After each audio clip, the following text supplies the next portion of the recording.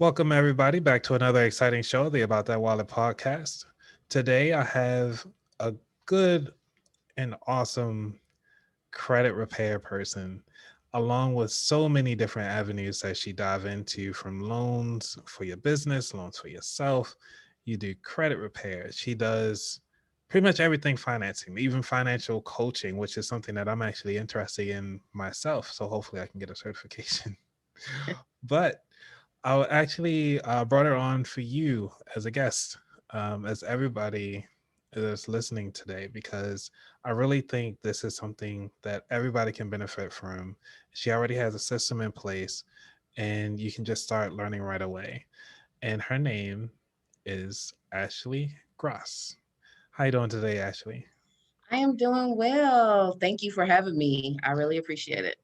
Oh, no problem. It's been awesome to have you on, and thank you a lot for coming on to the show to actually share what you do with the audience here at About That Wallet podcast. All So, can right. you just give us a little bit about yourself and what got you into finances? All right. So a little bit about me. I'm a Howard University graduate. Whoop whoop. Um, HBCU. All right. yes. And my major was accounting. So I picked that because I liked numbers. But once I graduated, went into corporate America and all of that good stuff, I just found myself in a place where I wasn't happy when it came to my finances. I just felt like I was living paycheck to paycheck. And I was just like, this is not the life. I got to figure out how to overcome this. So I went on a personal journey with my own finances and trying to figure it out, like how I can get out of this. I like to call it a rat race, just going to work, waking up, and then but still don't have any money in your bank account. So once I figured that out, I said, wow, I can really help others, get out of this rat race and really begin to start, getting the things that you need to be financially successful, like an emergency fund, getting your credit together, start investing, all that good stuff. So it just made me excited once I fixed my own finances to be able to help others.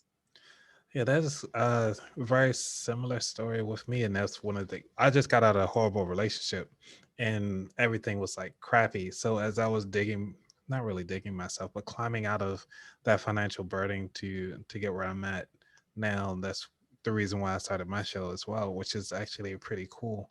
So, what was the turning point for you to actually say like never again?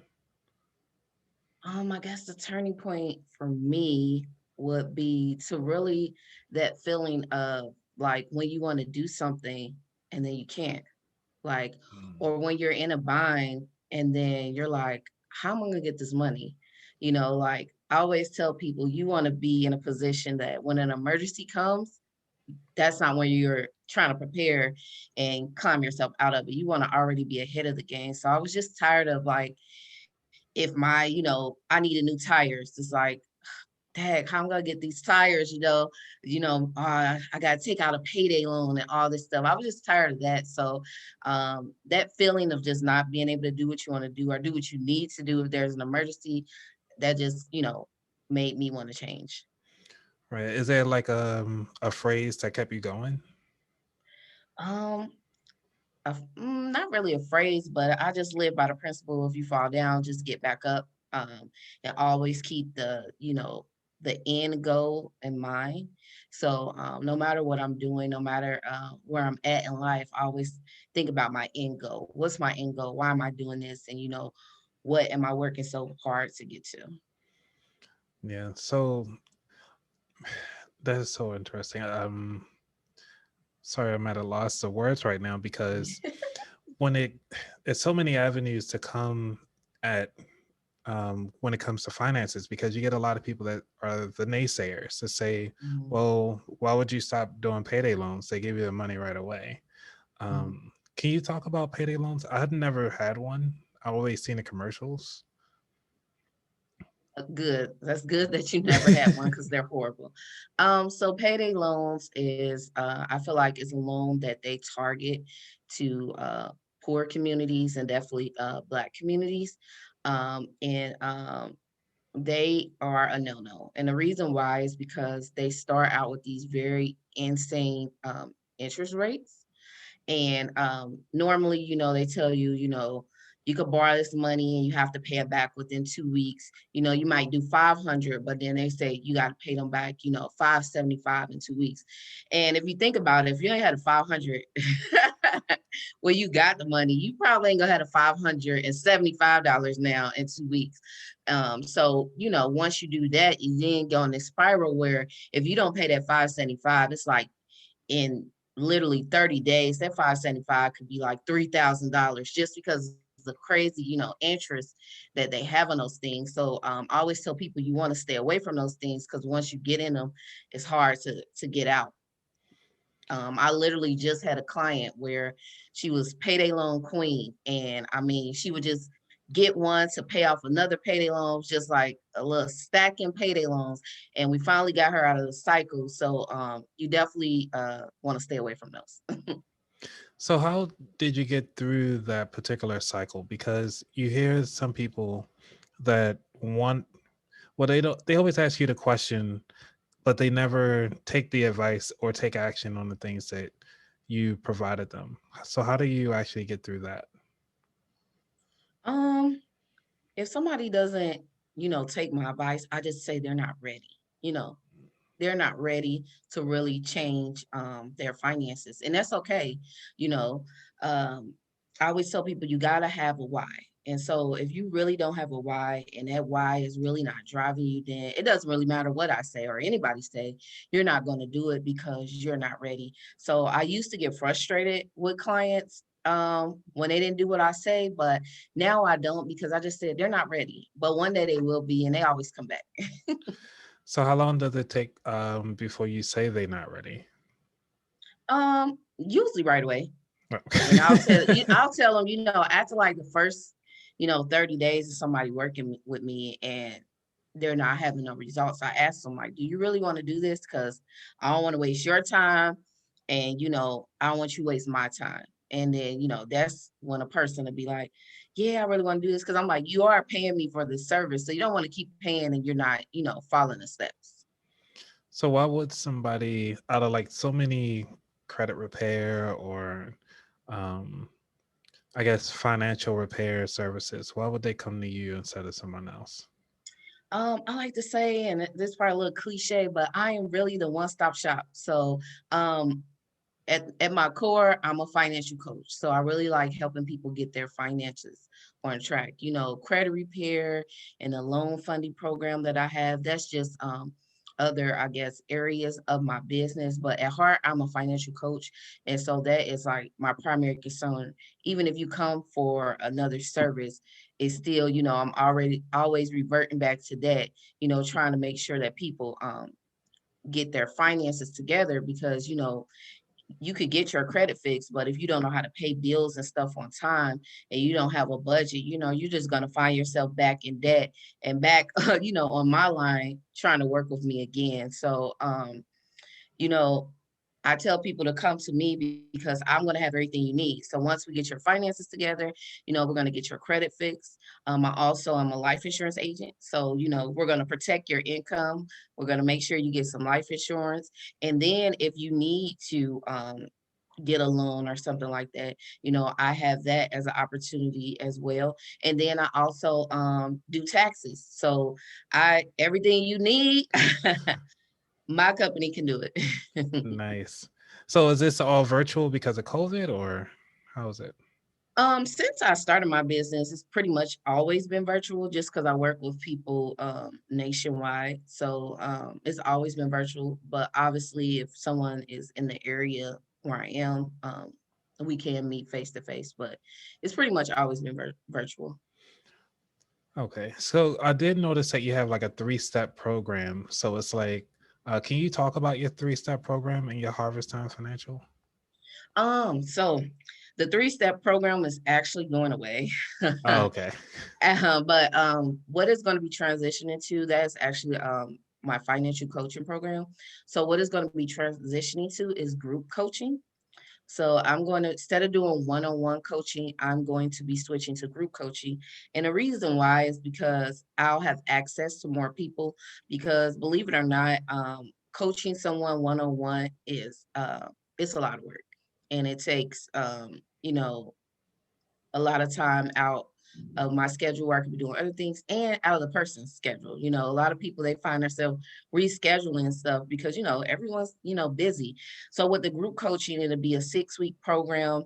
Um, You'll go through the program, and basically I'll be able to hit everything that I normally would work with somebody for 3 to 12 months. And 6 weeks is like an accelerated course. So you'll get everything you need in that 6 weeks, and then you'll have community. So it's just not, me talking you to one-on-one, but now you have other people who are in the same boat as you, and you guys, they can kind of pull on each other and, motivate each other to keep going. Because, when you're getting your finances together, it really starts in your mind. You got to be willing to change your mindset. And for some, it's hard because, how we grew up and how we were taught about money, it's hard to, get that out of your system. So I feel like having a group coaching program would be better because they'll have community, and then, they'll have each other to motivate each other to keep going. So I want to dig into that from the child mindset. How did you grow up with money with your parents? Wow. Yes. So this is actually in my program. I always tell people to identify their money story. So my money story, honestly and truly, is funny. I When I grew up, I thought like we were kind of rich. So grew up, big house. My parents had like 5 different cars and all this stuff. I was spoiled. Wasn't the only child, but I'm the youngest, so it was such a big age gap. And the kids that I felt like only child, because my older siblings were already out the house, so it was just me. But I got everything I want, and literally, my dad will always carry a big wad of cash. So I always seen this big wad of cash, and I'm like, wow, we're rich, we got everything. But my parents, what they did is they literally spent everything they got. So it was Wow. like they didn't have savings. To this day, both of my parents are older. They don't have retirement. They don't have anything because, yeah, my dad made good money, but they spent everything they had, so they didn't save anything. So what's the point? Yeah, you might make 6 figures, but if you spend all of it, honestly and truly, you're broke. So that's kind of how I grew up, just watching that, once you get money, no matter how much you get, you just need to spend it. And, my mom had just a whole closet dedicated to shoes. It was a walk-in closet, nothing but shoes. So like my parents, every dollar they got, they spent it. Clothes, shoes, I mean, I just told you we had 5 cars. Who really needs 5 cars? You don't need 5 cars. But Yeah, we yeah, yeah. did, like, so it's crazy. So yeah, I just grew up that if you get money, you spend it. So when I became adult, that's what I did. I didn't save, I did anything. I bought designer clothes, I wanted nice cars, all that. I just spent every dime I had. Mm. Do you still have any of those clothes left from back then? No, I Right. got it. Once I started to fix my finances, I actually sold all of my designer stuff. So Wow. um, I was putting it on Facebook, like, who want these Gucci sneakers? Come pick them up. I'll take $50. I mean, I had to get out of the hole. I was broke. I had to pay bills. That's the most important thing. And I just recently released an episode talking about minimalism and the scarcity mindset, just in it. It was like a back to back type Mhm. deal. And did you find yourself going down the minimalist path, trying to get out of finances, get out of your financial debt? Yeah, I would say so. Yeah. Okay. Yep, that and that's kind of how I teach. And I guess that would frustrate so many people because they're like, oh, I have to give up this stuff. But I'm like, it's only for now. You're only giving this up for now until you dig yourself out of this hole, and then you'll be able to live a little. So I always tell my clients, keep the end goal in mind. This is just for right now until you dig yourself out of the hole. So yes, that's pretty much what I did. So, what is something that the audience listening right now could actually do to kind of help guide them? Like, say, if they live in a paycheck to paycheck right now, they have a kid or several kids, and with COVID, they're not sure when their next paycheck's going to come, and they only have like one job that's paying maybe minimum wage? I know I'm giving you like very detailed. I know. It's all good. First thing you want to do is get on a budget. A lot of my clients, that's the first thing I ask them. Are you on a budget? Most people say no. And I said, that's your problem. You're not telling your money what to do. So if you're not on a budget and you're not tracking your income and your expenses, that means you're just, you know, giving your money away. Because if you don't tell your money what to do, guess what? You just gonna swipe, and next thing you know, you ain't gonna understand how you got paid on Friday, by Monday it's gone because you didn't tell your money what to do. You just went off impulse and you just literally did whatever you wanted to do. So that's, you definitely want to get on a budget. Um, Next thing you want to do is create different streams of income. So like I said, when I had got in my buy, I began to sell stuff. Um, I sold shoes, sold TVs, I sold whatever I had to do because I really wanted to change. So I always say stuff in your house that you already have, that's the easiest way to get out of stuff is to sell things. Another thing is think about what skills you have. I was working with a lady one time, she, had a job, but she, paycheck to paycheck. So she started selling dinners. She's a good cook. She started selling, I think it was like a jerk pasta, and she had all these different. We came up with a meal plan. She started selling dinners, and then now with technology, there are so many things you could do. I mean, if you have a car, you could do DoorDash. If you have a car, you could do Uber, Lyft. They even have I forgot the app, like where you pick up people groceries. Like there's so many things that you could do for like quick cash. So to me, it's no excuses. Like you just got to get creative, get on a budget, find different ways to create different streams of income, and eliminate money killers. And money killers, I like to tell people, is eating out. A lot of us, we don't even calculate how much we eat out. I remember I sat down with somebody and they were spending $900 a month eating out. And I said, that's where your money's at. You eating it. So, Wow. identify those money killers. A lot of people, they make, $40,000 a year, but they're driving their car knows 650. You're driving, your car's too expensive for your wage. So you want to look at that. Cars are always a money killer. Another money killer is cable. I get this people, they got the $250 cable bill. That needs to go. Get you some Netflix, some Hulu, and rock it out. We can't be doing those $250, cable bills. So definitely get on a budget, find ways to increase your income, and then identify those money killers and eliminate those things. Yeah, that's awesome. But for $650 car note on a $40,000 income, are you serious? People do it all the time, all the time. It isn't like the new car notes like 80, what is it, like 80 months or something like that to pay it off? Yeah, they're doing those 7-year car loans It's now. ridiculous. Yeah. All right. Well, I haven't bought a car since 2007, so that's all Uh, right. Great. We need to normalize having an older car again.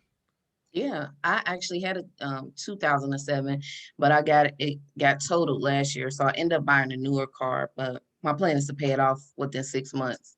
That's another thing I always tell people: if you are going to get a car note, it needs to be a car note where you can pay it off in 2 years. We ain't doing those 7 years and 6 years. I really wish I could give you like a high five because that is the same exact advice that I get. Yeah, Because we I ain't was doing like, those if you seven, can't six pay it years. off in 2 years, then what are you doing Yeah, here? Yeah, yeah. that is awesome. We can talk strategies all day. So, because I'm actually thinking of because you talk about the why, and you talk about the different things and eliminating the expenses. But what about the environment that you're in? Because us as African Americans, we actually get a lot of negative people, and it's almost like the crab in a barrel type situation. How do you actually approach those people that are in that particular situation where they're around a lot of naysayers? I know you say you're about to start the group, but before you start the group, like how did you actually help them? So yeah, the first thing when you start my program, like we're deep diving into your mindset. I definitely tell my clients, you got to be ready to change your mindset. So I give my clients, books that they should read. Audio, I tell my clients, you want to find audio that you can listen to, audio that's going to motivate you, audio that's going to drive you to win. And then you want to have wealth affirmations, and I always tell them, don't worry about what you see, just worry about where you're going, the end goal in mind. So you might be saying I'm wealthy, and you're like, I ain't wealthy right now. My bank account does not match up what I'm saying. But you don't worry about, what your bank account is today. You're just speaking that into the atmosphere. So it definitely start with the mindset. You need to read. You need to read about millionaires. I tell my clients, Google average millionaires and see what they do. We got to find out what they're doing. What they're doing, they're reading. They're listening to audio. They're doing affirmations. They work out. Why? Because if you work out, that's getting those endorphins going in your brain and all that stuff is, getting your brain together. They're around like-minded people, so they go to seminars. I mean, we can't really do too many seminars right now in COVID, but a lot of people are doing stuff online now. So there are seminars. They're around, they go to places where there are other millionaires. So, if you go into the hood club every weekend, you would, people, playing craps and, shooting pool. I like pool, but sometimes be some sketchy places with the pool. So true. So true. But those type places, you got to really change that up of where you going, what you're doing, and get around the right people. That's why I'm so excited about the group coaching, because they'll be around people who want the same thing they want. Yeah, I really think you're onto something about that group mentality because you hear about it on other financial podcasts or other financial groups. There are so many out there on Facebook, financial groups that are out there. But to actually have that as an in-person thing, I think that is something that is amazing that you're actually doing and moving forward. So how soon will that actually come to? I'm hoping by 1st of April. So first week of April, I'm hoping to have it up and ready to go. All right, so it's not April 1st, is it?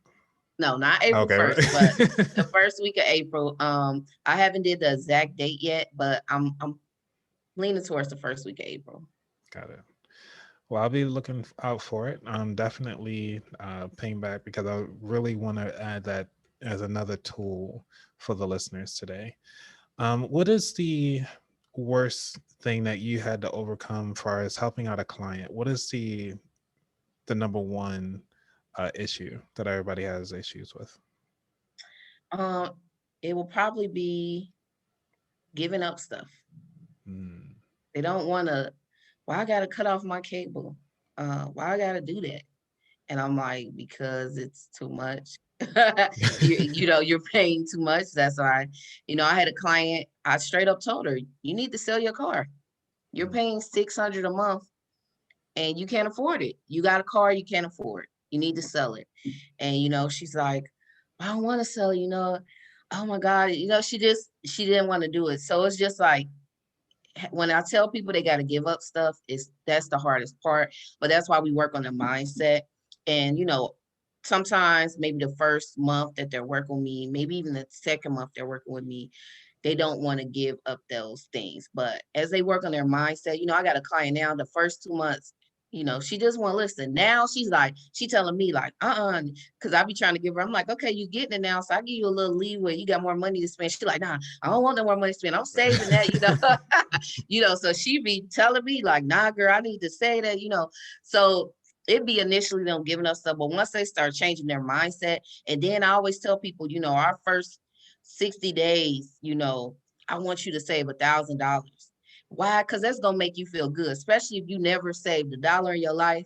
And once she got her first $1,000, she's like, man, I never had $1,000 in my savings account. That felt good for her. So, you Wow. know, now 4 months later, she told me like, Ash, I got $3,500 now. I never had this much money saved in my life. So it's getting them over that mindset hump. But once they get there, they're excited. They want to keep going. That is awesome. Um, and I'm sorry to drag this show a little bit longer because with Dave Ramsey is such a big motivator for a lot of people and a lot of Americans because he actually provides just basic steps. Hmm. Um, Me personally, I think after step three, for those of you who don't know Dave Ramsey, baby steps, which is baby step number one, which is to save $1,000. Baby step number two, which is to clear out all your personal debt, including your student loans and everything like that, besides your house. Step three is to start putting in 15% to investments. Step four and the rest of them, I'll put them in the show notes. But those are the main steps, and I like that you said at least give them 60 days because I don't think Dave Ramsey say anything. He just say get to $1,000 whenever you can. Yeah. Um, so, but he also provides in baby step number two. He talks about the debt snowball approach to actually paying off the debt, especially with the credit cards. Do you agree or disagree with that? All right, so let me tell you this. When I first started my financial journey, I actually took Dave Ramsey course because at that time they had an in-person course that you could take. So I took it, and I was a Dave Ramsey head. But literally, I would say probably in the last 3 years, I am no longer a Dave Ramsey head anymore.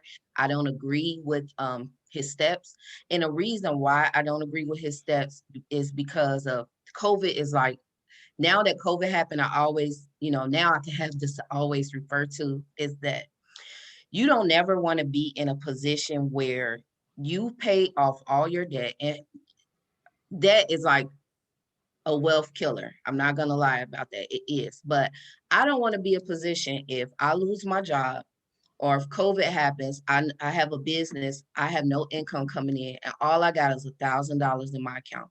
Mm. You can't, these days they don't even cover your mortgage, rent.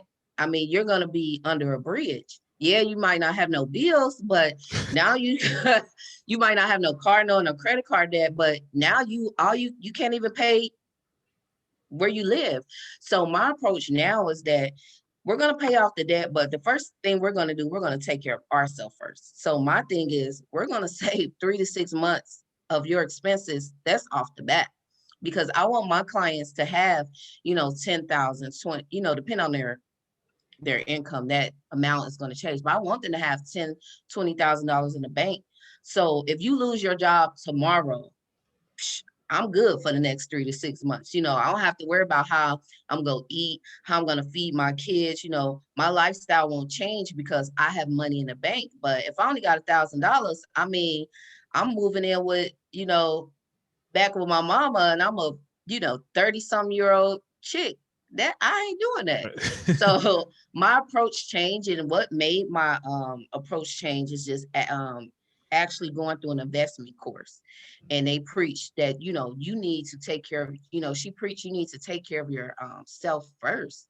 So once I had that and I thought about it, like, yeah, you're right. If I only got $1,000, what happens if I lose my job, or what happens if my business slows down? How I'm gonna pay my bills? $1,000, I'm gonna be through.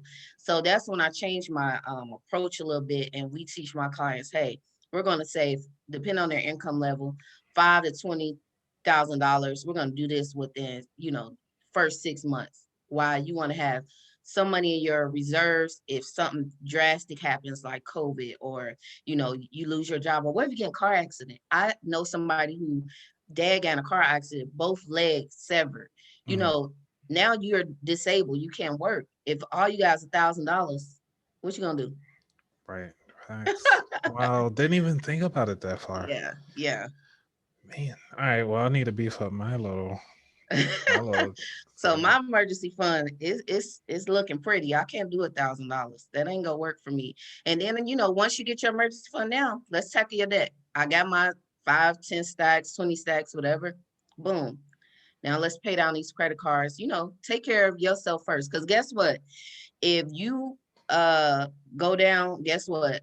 Wells Fargo, Chase, whoever your mortgage company go through, the government, most of our student loans with the government, they gonna be okay. They gonna be good. But you ain't. You gonna be messed up. So I'm like, they can wait. They good. It's so true. Man.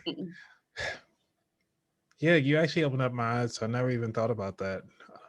That is interesting. Yeah. Yeah. Wow. So it's a little different, some people who love Dave Ramsey, we argue, but I mean, that's just my approach. I want to make sure, my people good if something drastic happens to them. Yeah, I never, cause see, for me, I did a mix when I was getting myself out of debt. I actually closed a lot of my accounts because I had Mm, authorized users and everything like that. I was like, nope, close everything. And they were actually getting close to collections or whatever. I just like closed everything, and my credit score dropped down to like mhm. 235. So I didn't even know they can go that low, but apparently it does. Hey, it can go to And zero. yeah, I thought that was after you already paid everything. I didn't know that you can just go down to zero, cut it. That's interesting too. But we Mhm. didn't want to be here all night long. I know, right? So, um, all right, we got Dave Ramsey out the way. I always Hmm. like just curious to talk about his process. Yeah, I listen to him because the way how people introduce their situations, and I can't believe they actually put themselves in that situation, and just trying to get out of it. It's just crazy. But it's Yeah, good to listen to every 15 minutes. Something nice. yeah. So what is going on with you in the future, next 5 years? Where do you see yourself?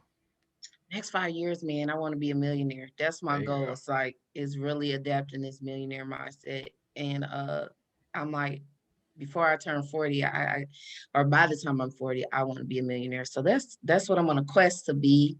And then as far as my business, I want to have my business in a place where it's kind of like on autopilot, I guess.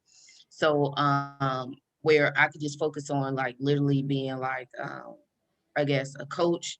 And I really love Budgetnista.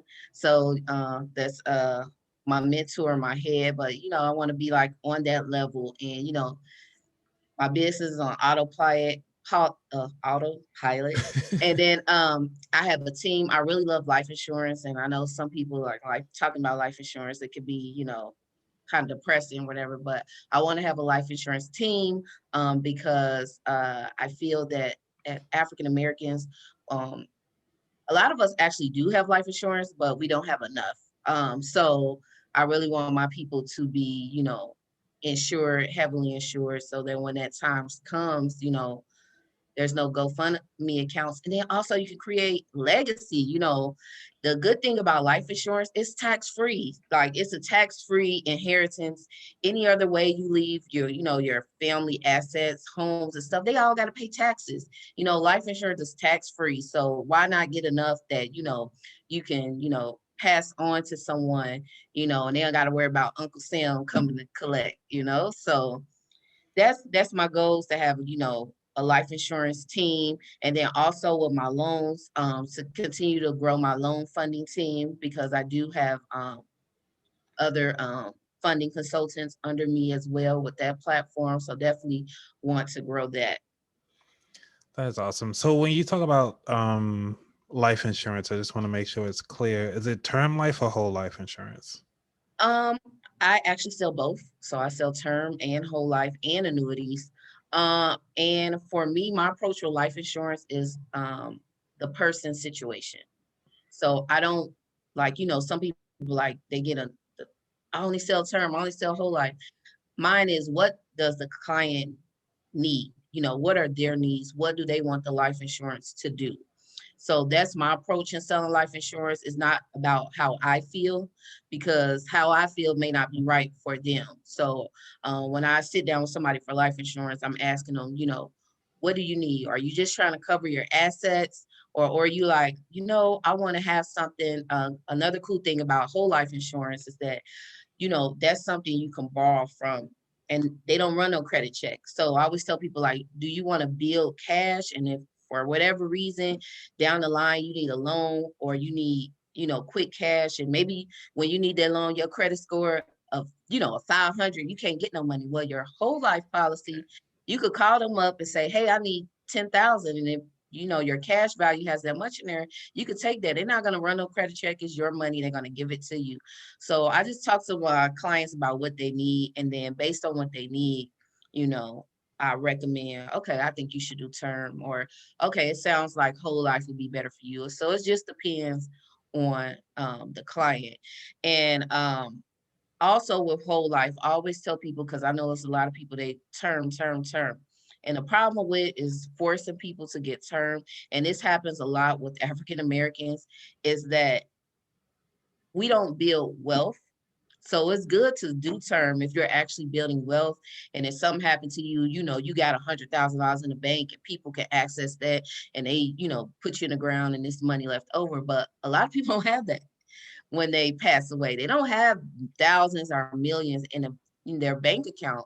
So if they only had a term policy and it went away at 65 and now they're 80, guess what? How we gonna bury them?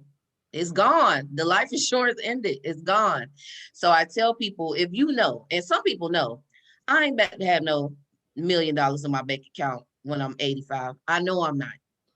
Let me go ahead and get whole life. At least I have something that people ain't got to worry about putting me in the ground. So it's really all about the person needs, and providing the providing them with the knowledge of what life insurance could do, so they can get the right thing for their situation. I actually like that you took time and actually dive into both situations. Yeah. Because when it comes to burying someone, I actually think of well, why not just save up, like you said, your emergency fund of the 10 to 20,000. Well, then just save up for your own plot. It's like it's Hmm. about 10,000 average cost of, a funeral. Now the cremation, I always tell everybody that I want to be cremated. It's only like 2 G's, and then you can just It's send the cheaper. rest of the money right. um, but that is interesting, and thank you again for actually providing such a service like that, because a lot of people do need to hear that information. Yeah. Is there before we get to the full question, I do have one last question before we jump into the last segment of the show. Is when it comes to credit cards, how soon do you actually advise for people to allow their children to become authorized users on a credit card? I usually say around 16. 16. Okay. Yep, 16. I will go ahead and add them and start building their credit around there. Okay. Don't give them the card, right? No, do Okay. not get them the card. Could you imagine your 16-year-old self having a credit card? No, I can't. I know I couldn't. I would have been buying Jordans and everything. No. Yeah, I think I was buying Fat Farm at the time. It Yeah. had so So. much. All right. Is there anything that we didn't talk about that you want to share with our listeners before we get to the last four? Oh yeah. So I did want to talk about my loan funding program. So real quick, with the loan funding program, I offer my clients, anyone for that matter, unsecured funding. So how the platform works with the unsecured funding is that these are unsecured signature loans. So it's no collateral on the loans, no liens on your property. These lenders are not going to ask for the title of your car, none of those things like that. It's unsecured. So it's depending on your credit and your income level.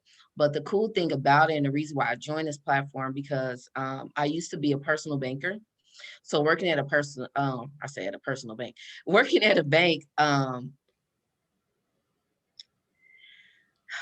trying to use the right words because I don't want to, get into race and stuff. But I do feel that if you're African American or, Latina X, whatever, you go in there, they have it set up where, I don't know, it's like the ratios, like you get less than, somebody white in your same situation. But anyways, I just feel like that you didn't get, as much as somebody else. And with this platform, you could get 5 times what you can get on your own. So how that works is, say you make $100,000 a year. If you go into, your traditional credit union or your traditional bank, they can give you a $25,000 personal loan somewhere around there, because they usually give people 15 to 25% of your income is what you can get in a personal loan. So with this platform, we could give you 5 times that. So if you could get 25,000 on your own, we can give you $100,000 to $125,000. And this is a game changer, because obviously, because I'm African American, I want everybody who look like me to win. Is that we can get large amounts of funding to do, to become a real estate investor, or to start a business, where if we walk to the bank, they're going to be like, oh, where's your business plan? We don't ask for business plans. We don't ask for anything. It's just solely based off your credit. So this is just like a game changer for my clients, where they can get the funds they need to really bring forth their dreams. Where I feel like the bank, they'll probably block you, or you got to go through so much hoops to get the funding, where we don't ask for any of that. As long as you have a 660 credit score, make a minimum of $30,000 annually, you have access to this funding. So in other words, go through your whole course and you actually get a loan at the end of it, right? Yeah. Yeah, yeah, yeah. That is awesome. Because I was actually researching while you were talking, because that is one of the things that a lot of people are looking into, at least from African Americans, and also, like you said, the Latinx and so forth, is the way how they calculate how much you can actually borrow. And that's usually set up. I mean, you know this. I'm just trying to educate for Mhm. everybody here. Is the way how they calculate is that you take your gross income divided by 12, and then whatever left, you actually take that times 0.41, if I'm not mistaken, right? And that should calculate how much that someone can actually give you. You cannot go over that amount. But if you think about it, like how you said, you have the car payment, you have your house and everything like that. How can somebody actually make those payments? And they will not actually give them the amount that they actually are available. So that is a great service. I just want to do a small plug for the audience here. Yeah. Thank you. You're welcome. All right. So the final four questions. You ready? Yes. All righty. What does wealth mean to you? Well, wealth means to me is a mindset. Mm, Uh, I like to tell people that wealth is a mindset. And the reason why it's a mindset is because how many of us know athletes, right? The mhm. NBA or NFL players, more NFL, but NFL players, they get these big contracts, and in 5 years they're broke. Why? Because they don't have a wealth mindset. And I like to tell people that if somebody who has a wealth mindset, they can go broke tomorrow. They're going to be a millionaire again. Why? It's their mindset. So you have to develop a wealth mindset, because no matter what happens to you and your journey in your life, you'll always be able to get back on your feet because of your mindset. Love it. Before we get to number two, because it sparked up another question. I have, because we're in the same field, it's so much easier. Um, Right. so when it comes to that, how could, are you actually training and helping people transition what you taught them to their children? Yes. So yes, I definitely tell people, especially when they're going through the mindset portion of my course, is that you want to start develop a money story for your family um, now. So bring them in, you might think like, oh, my daughter's only 5 or my son is only 7 or whatever. Bring them in and what you're doing so they can understand, people always say money don't grow on trees. How many times have you heard that as a kid? I know my grandpa used to say all the time, girl, there's money don't grow on trees. But nobody really ever sets you down and, well, then where do it grow? Because y'all ain't telling me, actually sit them down and say, mommy made this much this week, we're gonna take this and do this, and let them start to begin on your financial journey with you, and then also be mindful of that they're watching you, and how you are with money. As a little kid, like I said, I thought I was rich, because to me, rich meant things. So we got 5 cars, we got a 4 bedroom house, we must be rich. Like, no, we actually was broke, because they had no money in the bank. Right. So start showing them and actually talking to them. Dialogue and communication is good, so that they can start to see, okay, how money works, and what they need to do with it, and start doing stuff. Like right now, since my daughter was she's only 2, but since she could walk and hold stuff, obviously, I had her putting money in a bank account. I bought her a little bank. It looked like an ATM. So since she was 6 months old, she been putting money in there. So now every time she sees money, I don't care who gives it to her. She says, "Mommy, I have to put this in my piggy bank." It's not a piggy bank. It look like ATM. And I got to put this in my ATM. That's what she says. It don't sound like ATM. I don't want to do her little baby voice, but she said, "I got to put this in my ATM." So now she knows that money is saved. Obviously she's two, she don't probably know what she's doing, but she know, like, if I get money, I need to put in this thing, not like spend it. So start doing things with them at a young age, because they're watching and they're like sponges. They can take in it all. That is perfect. For those of you who have children, and a lot of people actually listen to the show have kids, especially little ones. So hopefully, everyone that is listening to this, please take notes and rewind it back for like the past 90 seconds or something like that and play this again, because it was really good lesson going forward. All right, let's back to these four questions here. Oh, real quick, that little Yeah, yeah. ATM machine, it's on Mhm. Amazon. So just type in ATM piggy bank, you come up. They all different colors. It's cute. I was buying my god kids that for Christmas. But yeah, that's just, I'm plugging Amazon now. Jeff Bezos don't need no more money, but that's where I got it from. It's really cute. Awesome. So I'll actually put a link into the show notes so people can click on that. Okay, cool. Alrighty. So, question number two: what is your favorite financial and non-financial book? All right, so financial book, is actually I guess a Ramsey person, but I actually do like it. It's Chris Hogan, Everyday Millionaire. And because the book really shows you that no matter where you are, where you come from, if you just again develop this wealth mindset, you can be a millionaire. And a lot of times people think a millionaire is making $1 million a year. And it's not about, your income level being $1 million a year, but it's really about how much are you able to save and how much are you able to change what you make into assets. So, being a millionaire is just not your income level. It's about, what you have in the bank. Do you have properties? Do you have, even your cars, if they paid off, that's, it's a depreciating asset, but it's still an asset.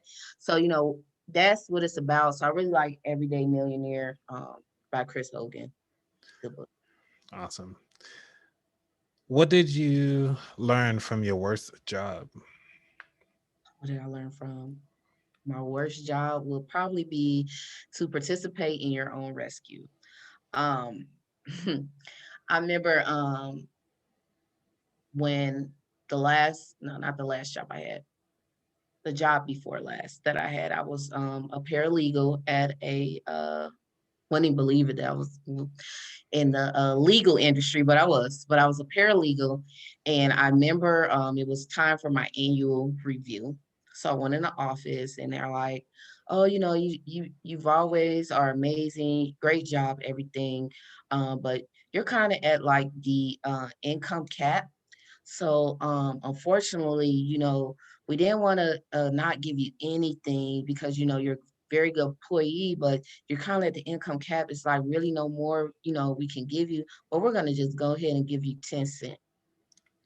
And I wanted to Wow. tell them what to do with the 10 cent, but I just said, okay, sign my little annual review paper, whatever, and went out to the office. But that day I said, I can't do this anymore. I have to be an entrepreneur because nobody's going to cap my income. Like, you're not going to cap me. What you mean? This is it. Like, I'm at the cap. So you have to participate in your own rescue. And I know that sounds like, girl, whatever. But really, like, don't have your life in someone else's hand. I don't care if you're still doing a 9 to 5, because I'm not anti 9 to 5. Some people be so anti 9 to 5, and I'm not, because obviously everyone can't be an entrepreneur because it's hard. You're gonna have months where you make nothing, and then you're gonna have months where you make a whole lot. So it's tough being an entrepreneur. And at the level I am now, I have an assistant, but it's just me and her, like servicing 100 clients. They ain't easy. So you're gonna be, you can't, on a weekend you may be working. You can't be out living life because you're working. So it's a hard job, but participate in your own rescue. Don't let anyone, cap your income or tell you what you can't do. You got to go get it for yourself. That's a whole segment right there. Because you do Yes, I got hear, to come back. yeah, because it's with the 9 to 5 piece, and I really just want to say this little snippet. I don't have to say every time you say something or say something, but it just it's irritating because if you have all these chiefs, who's going to do your work? Like Exactly. you're doing everything. And people, when I first started, it was like, well, you're doing the podcast. Are you on YouTube? Are you on Facebook? I'm like, you know what it takes to edit, create content, create the show notes, create all the back end notes, do the research, make sure you get all these login accounts, make sure you get the right people in order. It's a lot. Right. And this is just creating Mhm. the content. I'm not even doing like what you're doing with the whole classes and everything. I can only imagine. Yeah. And I commend you for that. It's great. All right, last question. What is your favorite pastry? Ooh, so favorite pastry is, and I got a little story, but I won't be long because I know we went over the time. But um, I again told you I was a life insurance agent, but I used to be a life insurance agent for someone else, and so their big thing was is that you have to go out in the community and talk to business owners. Like you just had to do it. That was what they had to do. So I remember being out, man, and we're just going door to door, and every business owner is like, "No, get out of my, business. I don't want to hear this. We don't want no life insurance. Get out." And so I'm like, man, and we're walking, and then